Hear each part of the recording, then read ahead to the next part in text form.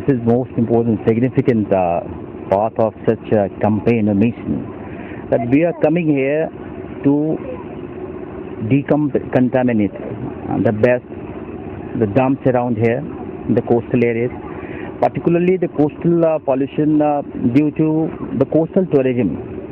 The people here should be aware of what they are doing. I found here the glasses, the polythenes. These are very disappointing.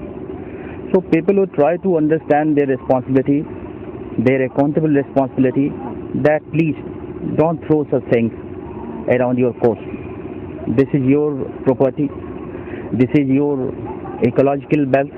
You have to conserve it, save it, and whatever the children are giving messages to you, look at them, that this is what the kindest responsibility, your the kindest service going to give your motherland. This is what I have the message to all over the people, not only here in Orissa and Paradip. It's a message to all people of the world and India around, to save your ocean system, to save your ocean coastal ecology and the ocean environment. And this is what the most important achievement in our ecological system concern. Thank you. From United Nations Development Program. It's a very important mission of environmental protection and conservation, particular to coastal ecology conservation. I want to request the government, particularly the state government, the Ministry of Environment and Forest, and the Union Government Ministry of Environment and Forest, to provide basic amenities and infrastructure at the beaches where you are developing a coastal tourism site. For a coastal tourism site, I have seen here in Paradip, only the infrastructure of just sitting the people around, there is no dustbin here. So provide them the basic amenities and infrastructure. Develop a basic amenities and infrastructure to tell the people that where you have to dispose your best, where you have to dispose your dumps. This is one of the most important messages I should convey to the government as far as the United Nations Development Program is concerned, to provide the basic amenities here. Thank you for all those concerned and NDTI involvement, the Nature Drive Trust of India involvement. Thanks to all the volunteers, organizations and children in particular too.